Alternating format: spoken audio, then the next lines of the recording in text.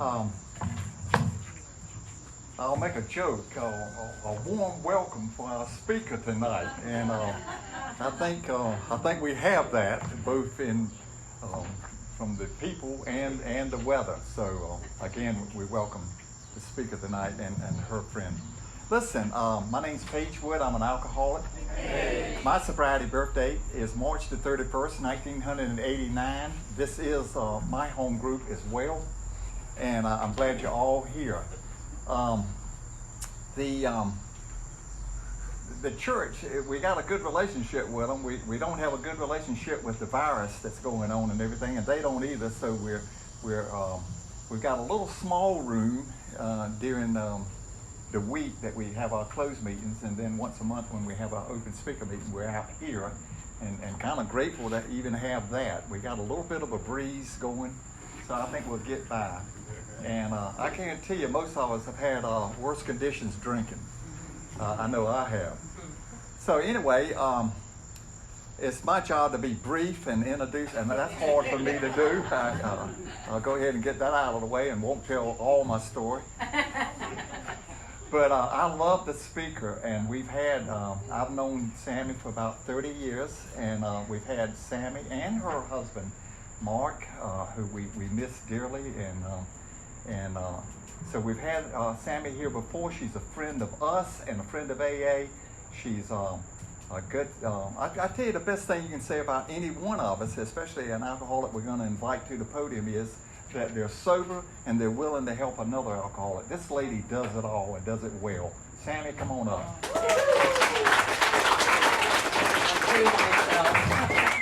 Thank you, Paige. I love you too. All right.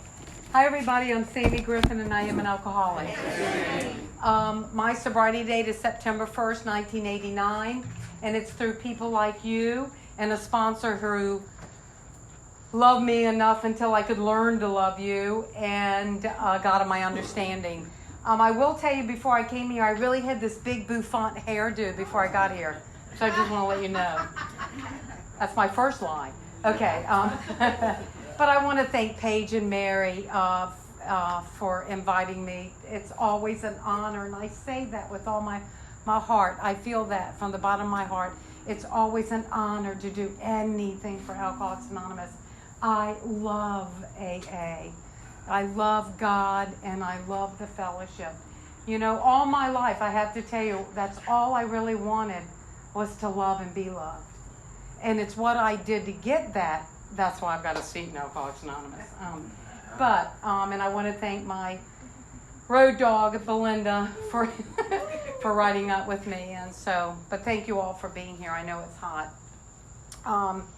My job up here, I love the name of this group, Came to Believe, because really that's my job up here, is to tell you how I got that relationship with the God of my understanding, with God, who actually got me here.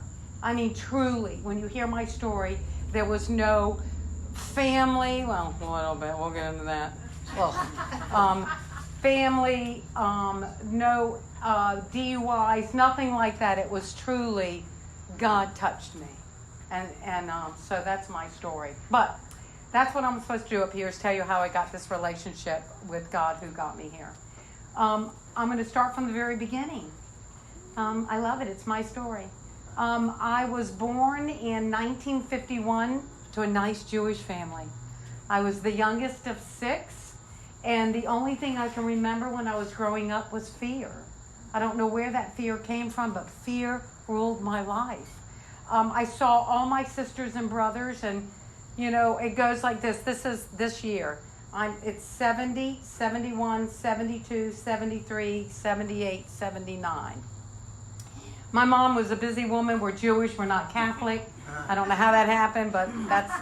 So I grew up with all these sisters and brothers, and they all looked like they had it. I don't know what it was, but they had it. And I wanted it. And I know with all that fear that I had as a kid, you know, I was always looking over my shoulder. I was just afraid. And but my sisters and brothers, you know, they were all straight A students. They all were ambitious. You know, even today, all my brothers and sisters are all doctors and lawyers.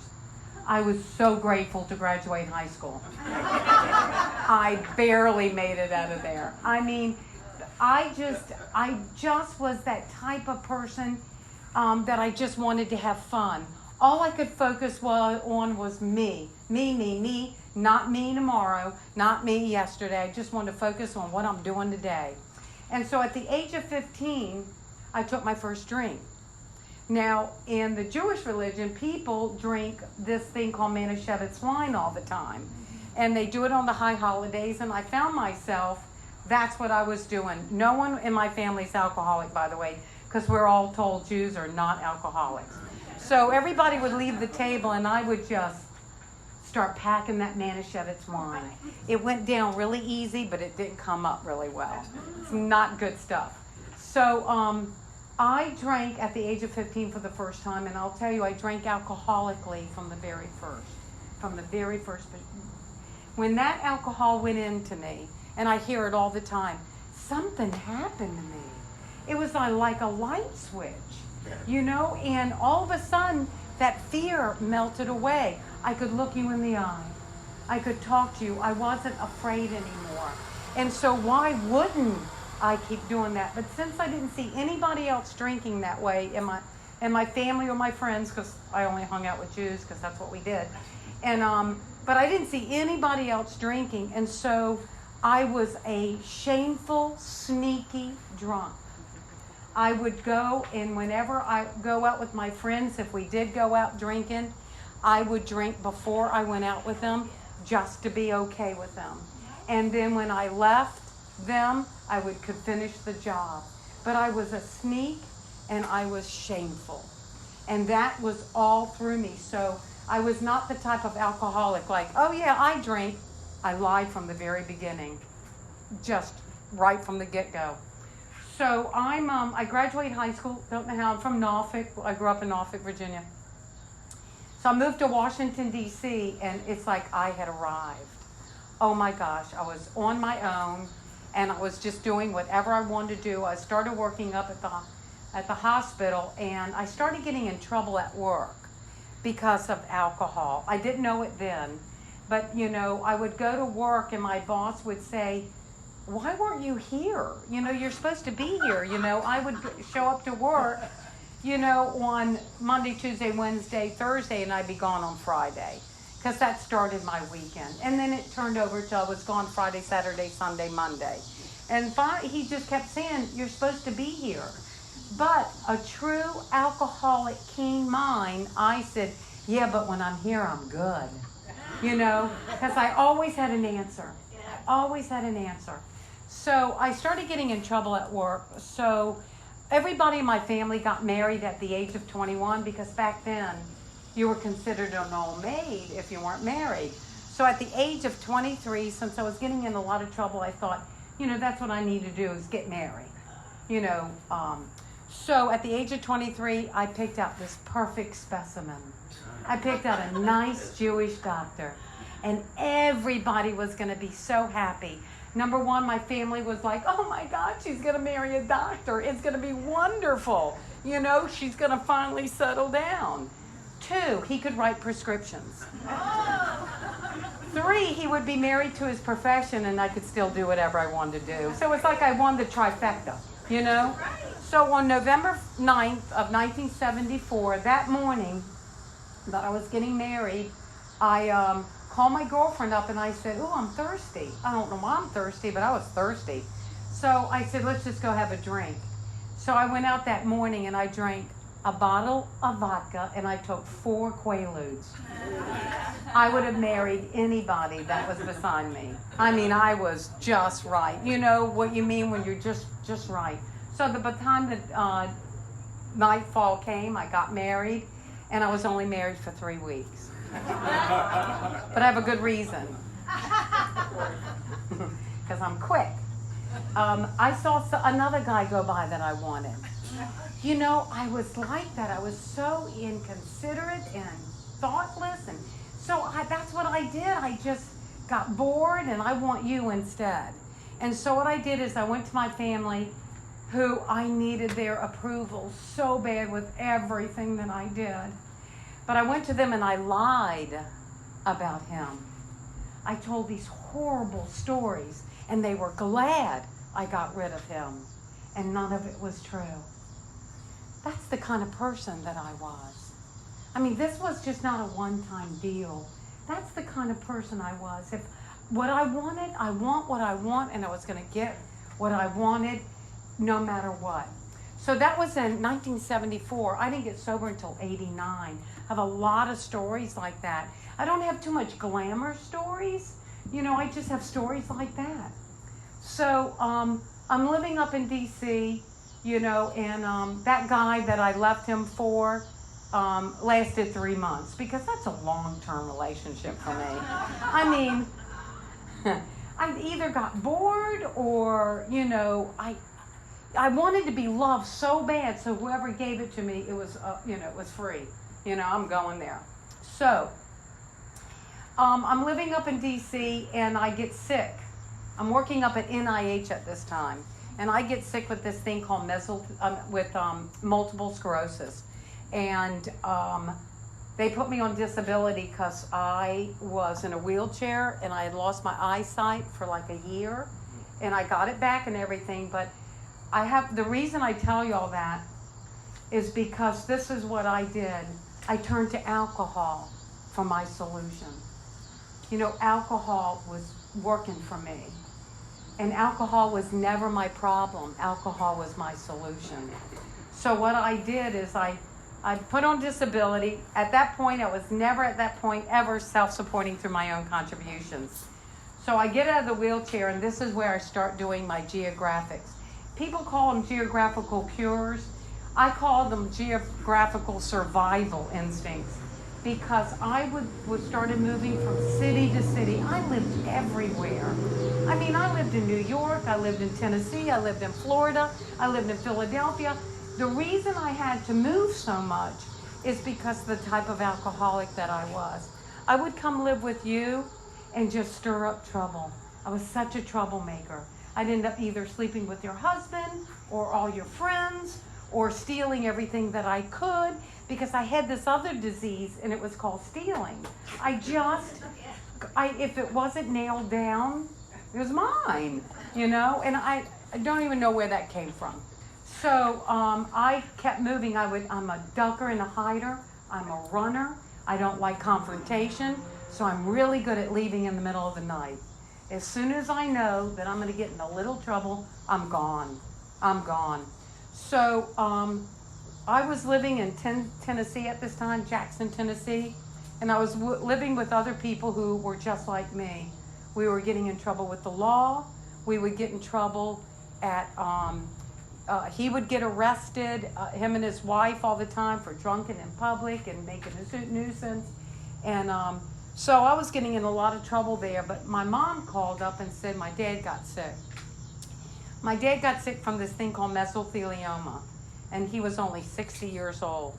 And so they were sending him from Norfolk to MD Anderson in Texas for this protocol they had that for, and it was like 30, 40 years ago. So my mom went down there, and my dad, who I love with all my heart and soul. And she gets down there and she needed some help. She really needed a break, and she wanted to go back to Norfolk, take a break. And she wanted one of her kids, she had 6 kids, you know, one of us to come and help her. And so I was the only one not working. I'm the only one not married. I'm the only one who doesn't have children. All of them are they're professionals, you know, they're living a life. So I volunteered to go down to MD Anderson to help my dad, because I love him. I love my dad. And I go down there, and because I want to be that good daughter. I really want to be a good sister. I really wanted to be a good human being. I just didn't have the skills. So I go down there, and my mom leaves, and I look at my dad, and I got thirsty. I don't know why I got thirsty. I didn't know I was restless, irritable, and discontent. I didn't know those things whatsoever. So I look at my dad, and I said, I'll be right back. And I go out to have that one drink. That one drink I see other people taking with impunity, because I needed that ease and comfort. I really needed it. And so I go out and I don't go back for 5 days. And I get back to my dad's room and I'm feeling that remorse, that guilt, and that shame, that spree they talk about in the big book. I just came to that. And I go back to the room and my dad gives me that look like, where have you been? What are you doing? You're supposed to be here helping me. You know, and I don't know what to do with that stuff. I can't handle anything. So I know what to do. I went back out to have that one more drink. And I come back 2 days later. And the nurse pulls me over and she said, Sammy, we've got to call your family because your dad's dying. And I'm like, no, you can't do that. My family can't see the condition I'm in. How selfish and self-centered could I have been? You know, I wasn't even thinking about him. All I could do was think about me. And I left. I left my dad in the middle of the night, and he died. I didn't even get to say goodbye to my dad. You know, that's alcoholism. Alcohol was making all my decisions for me. I couldn't do it. I had to have that drink. That drink was now in control. So my dad dies, and I go back to Norfolk, you know, for the funeral. And how do I show up to the funeral? I show up drunk. And my sisters and brothers, my sister pulls me over and she spits on me. And she goes, we don't want you here. You know, and I've got this alcoholic attitude, you know, like I can do whatever I want to do. I can stay, you know. I had long hair and I probably flipped it, to tell you the truth. And so I stayed, you know, I stayed. And this is the part that I've come to realize recently. My mom just lost her husband. And I just lost my husband, you know, and the pain that my mom must have been in. She was 60 years old, and she just lost her best friend. And here I'm there. I'm out every single night. I'm not there for her. And she had to worry about whether I'm dead or alive, if I'm ever going to come home, and she's grieving, you know, and I know that feeling now. And when I think about it, because the pain of losing my husband has been devastating. And to think that she was in that same stuff and I was just gone. I was just gone. And what did I do to my mom? I left her too. I end up leaving and I go down to Florida. And now I have to tell you, in between all these times, I did go back to my mom a lot because I knew my mom would always accept me back because I was kicked out of a lot of people's homes. I was left a lot, and because of my behavior, you know, it was my behavior that got me there. And so I'd end up there all the time. But I ended up I was in some kind of state of mind. I don't know what I was in. But my mom needed me to come home to help her out. So I go back to Norfolk to help her out. That's what was my plan. So I leave Florida in the middle of the night, and I I was supposed to go to Norfolk, but I ended up in Richmond, Virginia. That's how I got there. Now, in between all this time, and no offense to you men, but men really weren't that important in my life. I was engaged a lot of times out there. You know, I had a lot of fun. But men were just like a dime a dozen to me. I know that sounds pretty harsh, but that's what they were to me. I mean, if I wanted one, I'd get one. I mean, okay. But, you know, I was a mover and a groover, and I just would leave you in the middle of the night. That's how I was.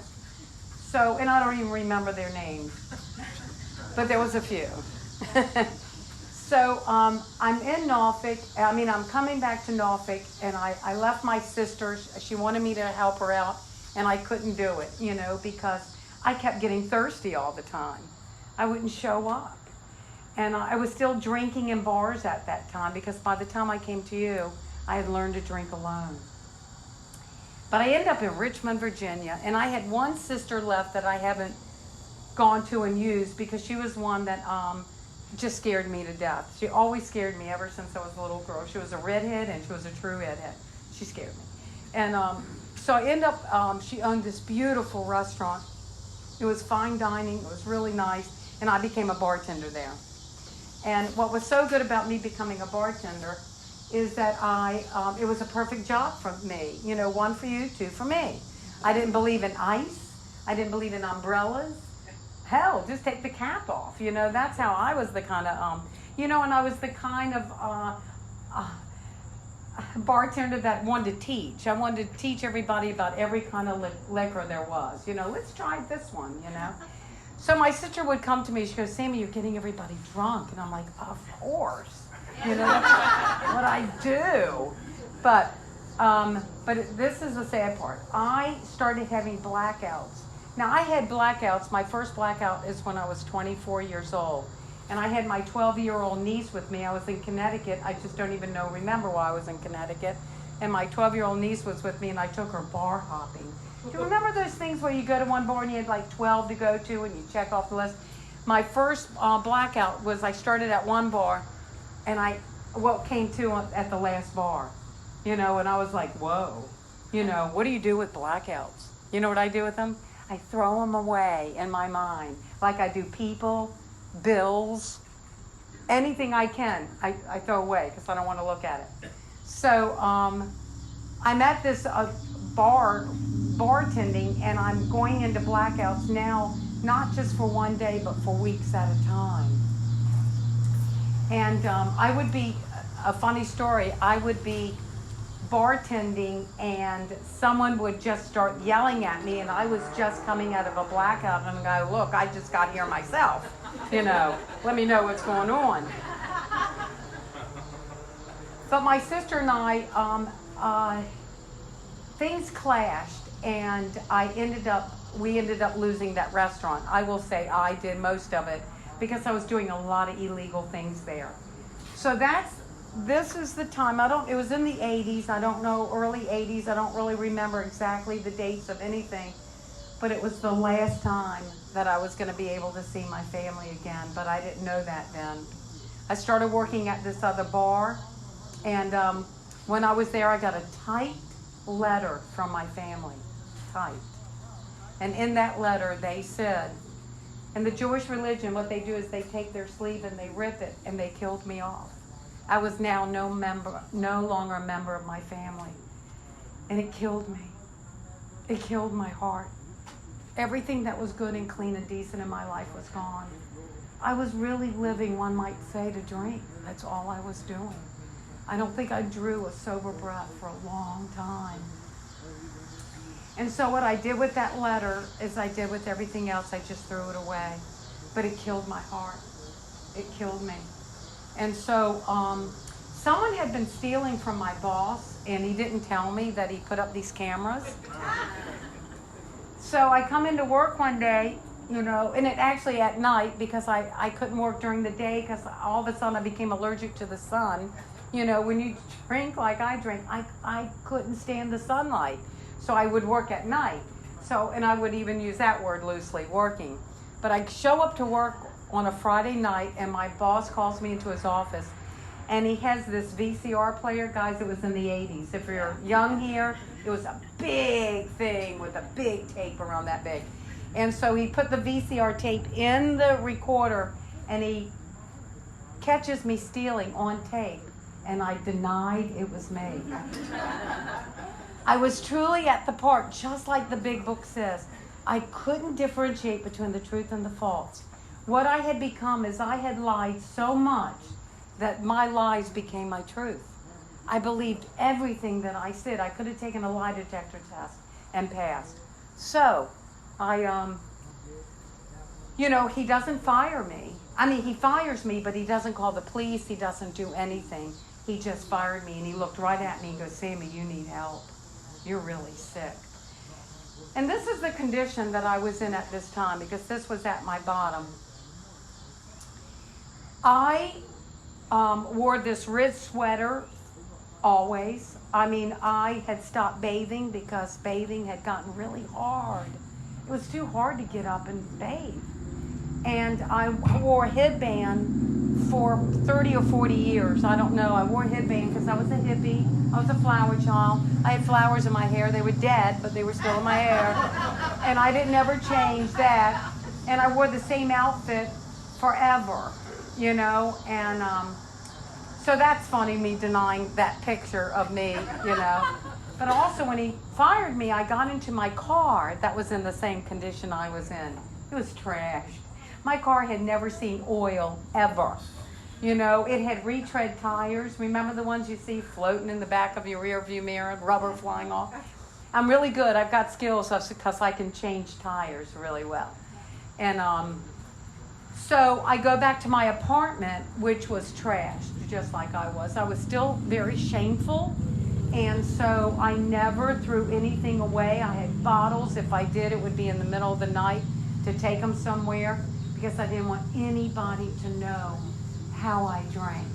I just was so shameful about it. So I go back to this apartment that you remember I'm not paying for because, you know, I'm on disability from the government. They're paying for it. And I still don't have a penny to my name. And I go back to this apartment and I don't drink. You know, I just fell asleep. And that morning when I came to, something happened to me. And it's the same thing that something happened to me when I took that first drink. It's no wonder why we call our drink spirits, because that spirit came into me. Now, I've got to tell you, I didn't know what happened to me. I didn't know what was wrong, but I knew something was different. And I picked up my phone, which was not really mine. I spliced it with my neighbors, because I have skills. And I called up my best friend's sister, whose daughter had gotten help somewhere. So it's just amazing how we connect the dots, how it all connects. And I called her and she goes, Sammy, don't move, I'm coming to get you. And I said, okay. I don't even know what I was saying okay to. A woman or nobody had been in my apartment for years. For years. So I let this woman in my apartment and she goes, Sammy, I'm going to take you to treatment. And I said, okay. And I have no idea what treatment was. So I get in the car and we go to, in Richmond, there's a place called Tucker's. It's at Chippenham Hospital. And it's a treatment center. And this is in the 80s. So it was a treatment center for 30 days, 28 days. And I go up to treatment, and I'm the only one around out of 30 people. I was so happy to be there. I was one of those people that you would have hated. It wasn't about the alcohol for me anymore. I was at the end of me. I didn't want to be me anymore. I was so sick of Sammy. I was sick of me. I just didn't want anything. They told me in treatment, they said, you don't want to throw the baby out with the bathwater. And I'm like, throw the whole thing away. Because in the big book, it says this. I wanted to be recreated. And that's a lot for a Jew to say. I mean it. I wanted that recreation. I did. And so from day one, I was thirsty for the knowledge. I was thirsty for changing. I was thirsty, and I didn't know that I was thirsty for God. I had no idea. So up in treatment, they told me that I was an alcoholic, and of course I was one of those who did not know that I was an alcoholic. I didn't know. I just thought I was mentally ill. You know, the big book says that to some of us, it's to the extreme, we're so mentally ill. And I was. I couldn't read. I had lost all my reading skills. They like evaporated. I couldn't really do much of anything. And they explained to me, they really did tell me a lot up there. They told me these 6 words that I think are the meat and potatoes of Alcoholics Anonymous. They told me to trust God, clean house, and help others. Those 6 words have stayed with me till today. So they told me up there, they said, Sammy, I want you to look to your left and I want you to look to your right because only one of y'all are going to make it. And I'm like, oh my God, I'm so sorry. I feel so sorry for you. Because I was never a good Jew, but all of a sudden I'm the chosen one, I knew that I was going to be the one. And so they told me that I had to get a sponsor. I didn't know what a sponsor was. And they said they gave me 7 days to get one. So, the meetings were brought into the hospital. And so on the 7th day, I ran up to this woman and I said, would you be my sponsor? And then I ran away because I was obviously afraid of rejection. I don't know. I was fearful of everything. And so she comes up to me and she hands me this piece of paper and she looks me right in the eye and she goes, I want you to use this. It's like she handed me the keys to the kingdom. You know, I felt it to my bone. I felt that someone cared about me for the first time in a long, long time. And that woman today is still my sponsor. I've kept her sober for over 31 years. And if you're a sponsor, you know what I mean. You know, so, and I love her dearly. You know, there's a lot of times I wanted to get rid of her because I thought I outgrew her or I needed a guru sponsor, you know, and I just thought I needed more. This woman has given me everything. And Alcoholics Anonymous has given me everything.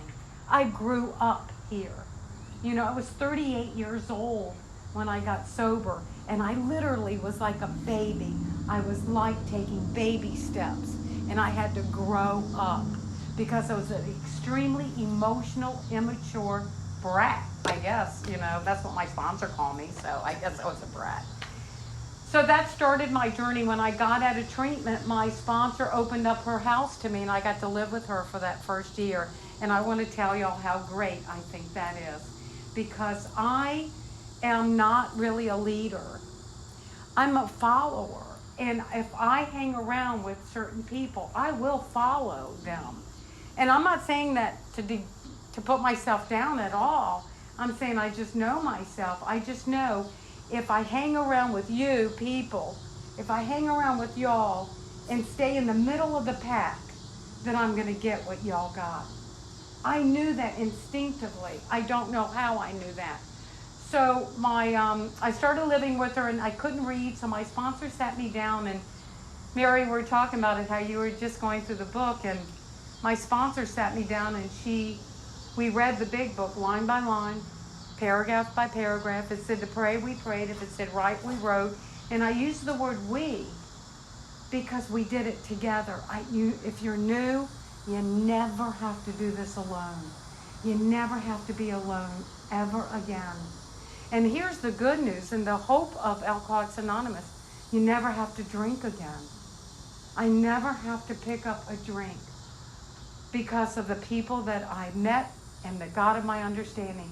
And the way I got to that God was my sponsor. I can't be more grateful today. I'm so grateful that I got her as a sponsor because she knew exactly what I needed and what we all need. She sat me down and everything was way over my head. I didn't even understand the word powerlessness. I truly did not. I felt very inadequate about the steps. I felt like I couldn't do them right. But the biggest thing that she gave me was step 2. And that's why I love the name of this meeting, Came to Believe. Because my sponsor told me, she goes, Sammy, you're going to start talking to God. Because I didn't have one at all, neither good nor bad. I want you to start talking to God. And I want you to go in your room and talk to him like we're talking. And I thought to myself, that is the most ridiculous thing I've ever heard in my life.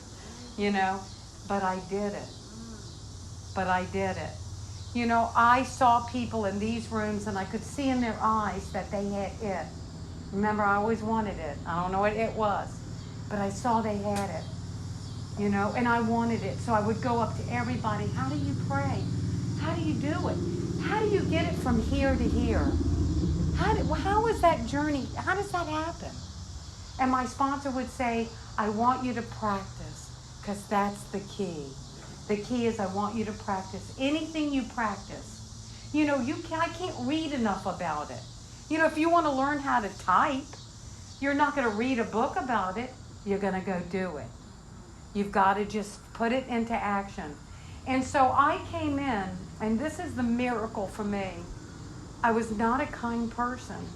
I used people. I was a manipulator, a liar, a cheat, you know, a thief. I didn't seem to have any caring feelings, and I say that with all my heart. I didn't know what it was like to care about somebody. So that is why, for me, the steps were the most spiritual thing that I could have done. Because what that did for me, is it got me out of me. I had to see the truth about Sammy. And I didn't like it. I don't, you hear people say, oh, the fourth step, I was enlightened.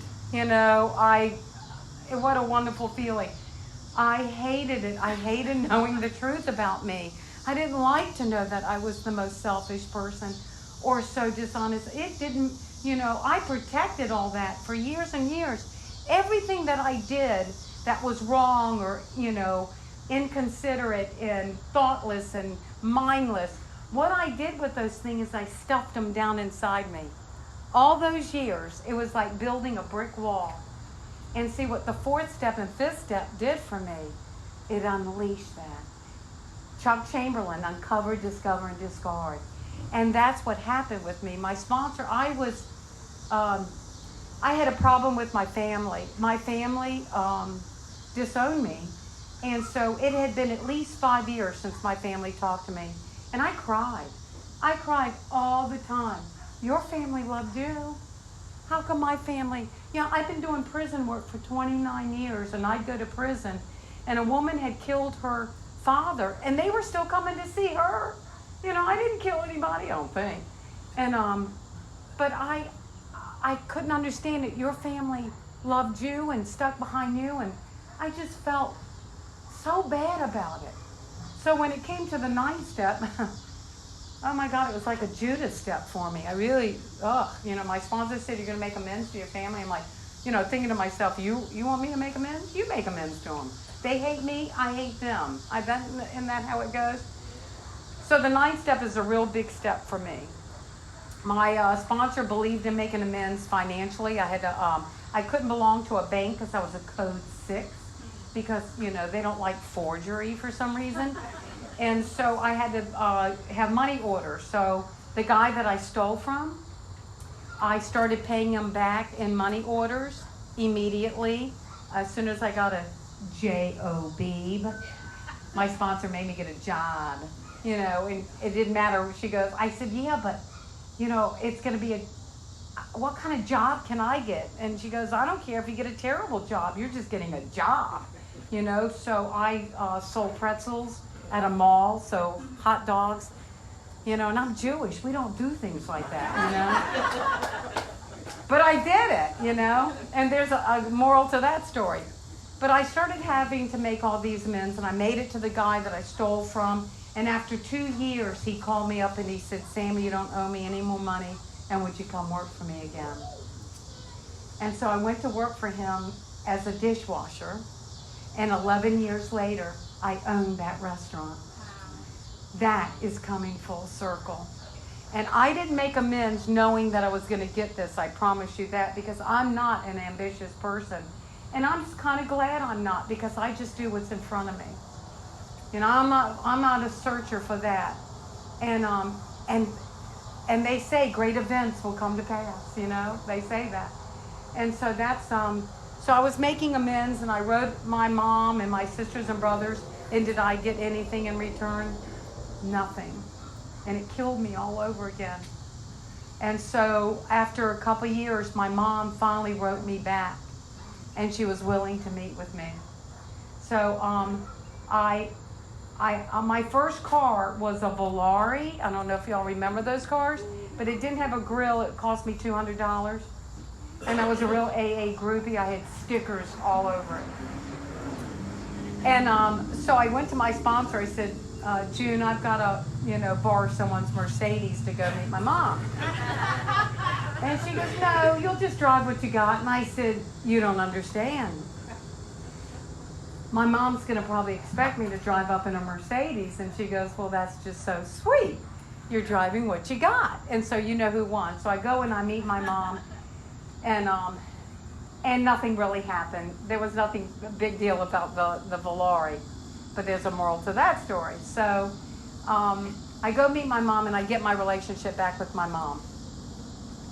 And so then now it's the rest of the family. My dad had passed, but my sponsor didn't care really that much about my sisters and brothers. I'd written them, made my amends. It's dam over the water. I'm not going to pay the electric bill again. So, but I'm still pretty upset about family stuff. So my My oldest brother calls me, and it's 11 years later, and he said, Sammy, it's about time we meet. And I said, okay. It had been 16 years since I had seen him. And I said, okay. And that was shocking to me. And if it had been years later, I would have said, now where were you when I really needed you? It's always in your court. And I remembered, this what came to me. It wasn't in his court. It's not even mine. It was in God's time. God had to heal my heart. And my heart was healed. Because of all the work that we do in here, all the stuff that we do, making coffee, giving rides, sponsoring people, what we do in here changes you. There's a change that comes over us.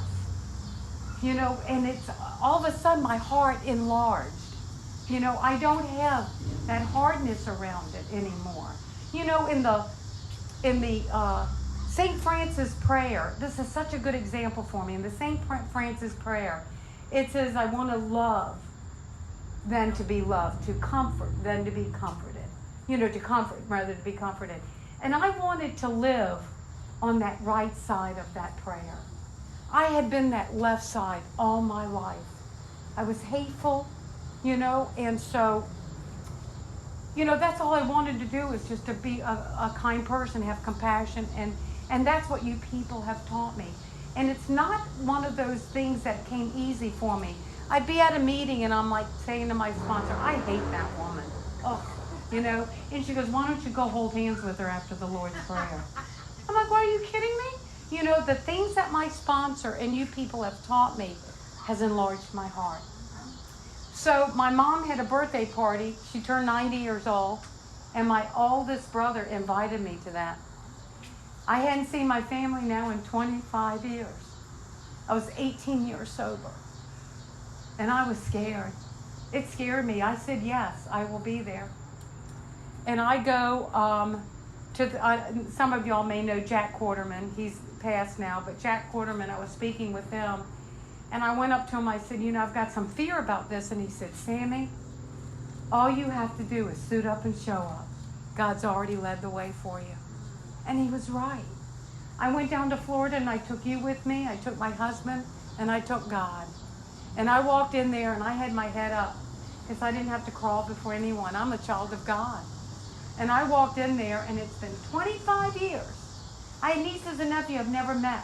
There was over hundreds of people there. Did they talk to me? Not at all.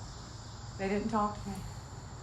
But I knew that I was there for my mom, and they could see, you can see that I'm a sober woman of Alcoholics Anonymous. They could see that. And when I left there for the first time, because of the actions that I've taken in Alcoholics Anonymous and that I take today, that for the first time I felt like I was enough. I felt like what I have is enough. That car I drove that she made me drive, that was enough. Who I am, exactly who I am, the most authentic person that I can be is enough. I'm not a perfect person. I want a perfect daughter. I want a perfect sister.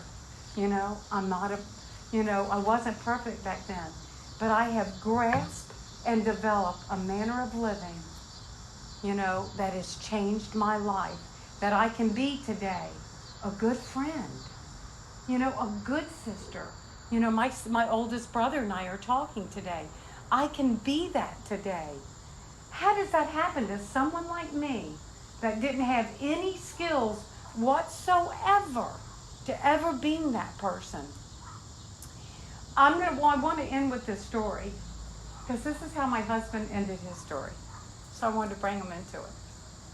There was a guy named Saul in the Bible, and Saul was a bad guy. Tax collector, beat people, stoned people. He was just a bad guy. And on his way to Damascus, God intervened and knocked him off his horse. In fact, he went blind. But he changed him in from Saul to Paul. And God loved Paul. And Paul loved God so much. And Paul had this problem. Paul had a thorn in his side. The Bible doesn't even say what that thorn is. But he asked God 3 times, not once, because he knew God loved him so much. He said to God, God, please remove my thorn. And God said each time, my grace is sufficient to pull you through. I may be an alcoholic, but God's grace has been sufficient to pull me through. Thank y'all so much.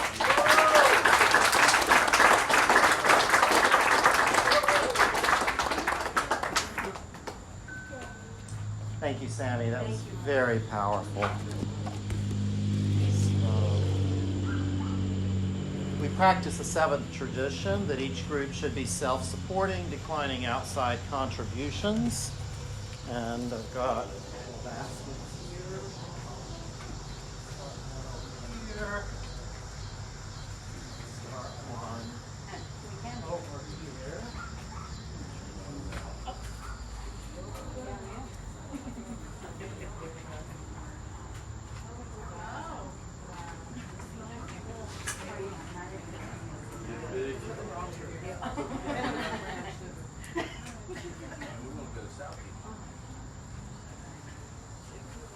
And we have the basket that we're passing, and we also have a Venmo option if anyone prefers that.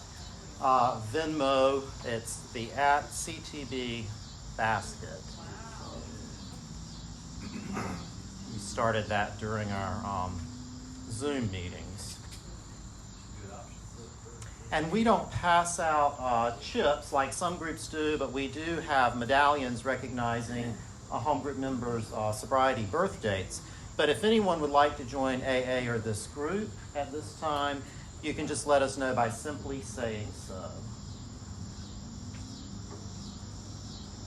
And I'd like to invite Paige forward to recognize a home group anniversary.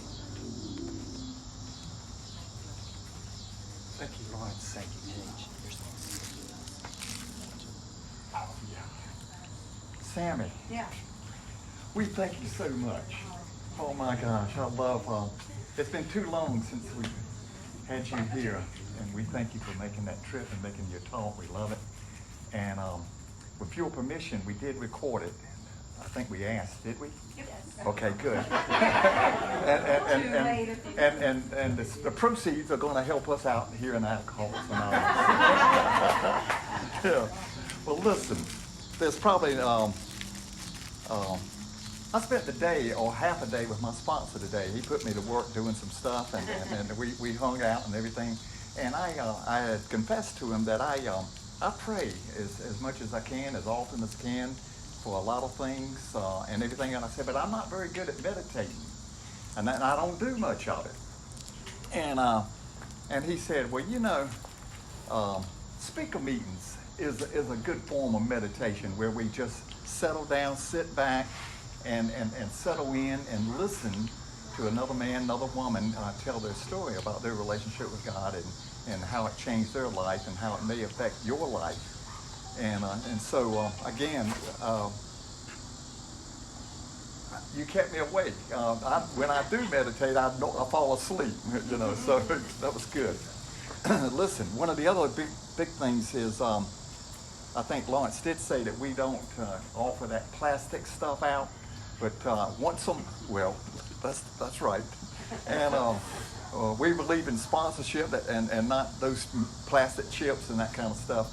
But anyway, we do recognize our membership, the men and women that belong to the Kingdom to Believe. We keep up with it, and we recognize their yearly sobriety with giving them a medallion and a chance at the podium and so forth. So that's what we're doing tonight. And it's an honor to do that for anybody. Normally your sponsor does that. In this case, this woman sponsor is a long way away, can't be here for that, so I'm going to step in and do this. What's special about this is our GSR this year, serving the group and doing a great job. She also is serving the district as the webmaster and done a lot of work with that. She joined our group several years ago and has made a tremendous impact with the group and with the ladies and the men in our group. And she made such an impact with one of the men, he married her. So I'd like to welcome my wife, Mary. Oh.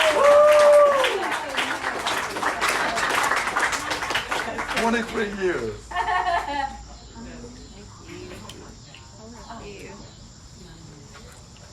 Thank you so much for being here.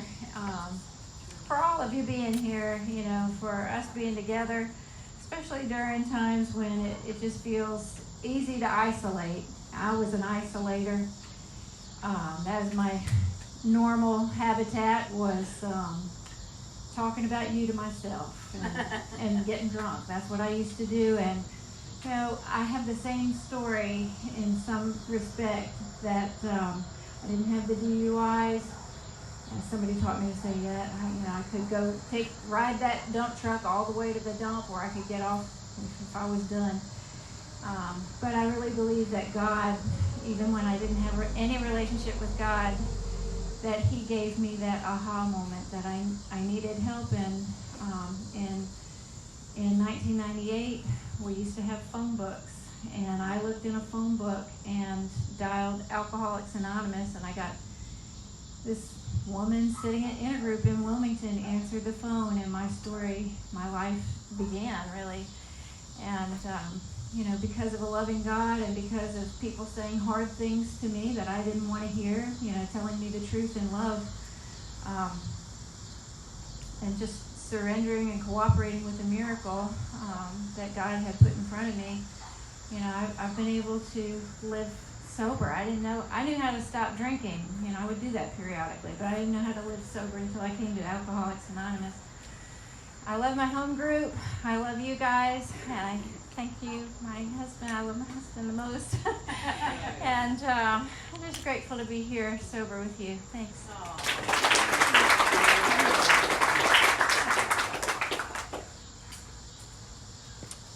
Congratulations, Mary. And do we have any other anniversaries tonight? I think that's it. So before we close, I would like to mention that there are donuts and there's a homemade cake that Jackie brought up here. So please help yourself after the meeting. There's some coffee and water. And we have a home group member coming up to read the paragraph off of page 100 of the big book, after which we will close with the Lord's Prayer.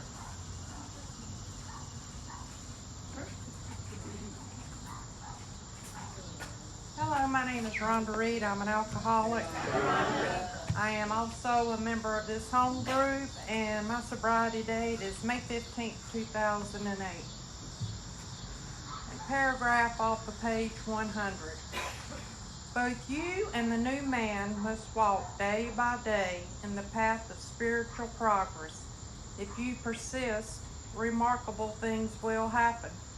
When we look back, we realize that the things which came to us when we put ourselves in God's hands were better than anything we could have planned. Follow the dictates of a higher power, and you will presently live in a new and wonderful world, no matter what your present circumstances.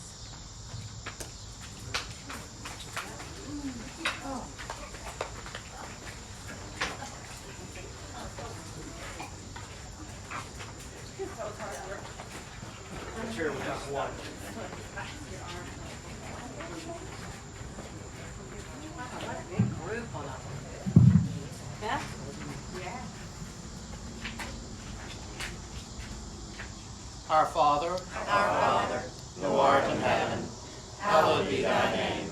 Thy kingdom come, thy will be done, on earth as it is in heaven. Give us this day our daily bread, and forgive us our trespasses, as we forgive those who trespass against us. And lead us not into temptation, but deliver us from evil. Thine is the kingdom, the power, and glory, forever and ever. Amen. Hey, y'all. Great job. How's your day? Yeah. Thank you. Thank you. Excuse me, one more minute. One more announcement. Excuse me. Hello. Hello. One more announcement. We're going to take our wonderful speaker, Sammy, out to eat tonight to a Oriental restaurant right down the highway, Hunan's. Hing Ta. Hing Ta. Hing Ta. Hing Ta. Anyway, I don't speak Oriental very well. But you're welcome to join us. They've got room for a lot of people, and it's good food. So if you want to do that, join us. Thank you.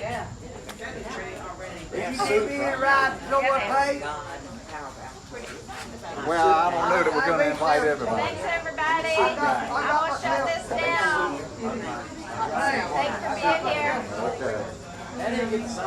Oh, please do. Yeah, keep signing. I can't hear you, Carol. Send me a text. I can't hear you.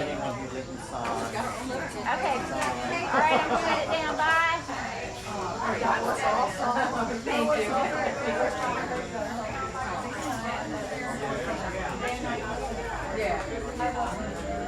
I wasn't here.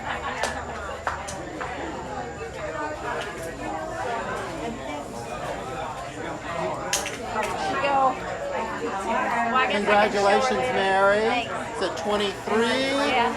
Wow. You always remember the year because that's the year we got the new organ at Good Shepherd. So it's a big year for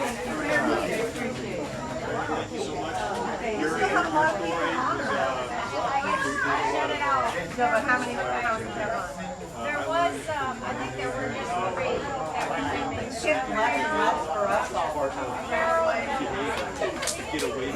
Carol, and Paula was not on right now. I know, Steve talked about it, you know, and I've heard a lot of people say, oh, we're shutting that down, we're shutting that down. Thank you so much. I love that. I did that. I wonder if people, you know, we're just getting frustrated.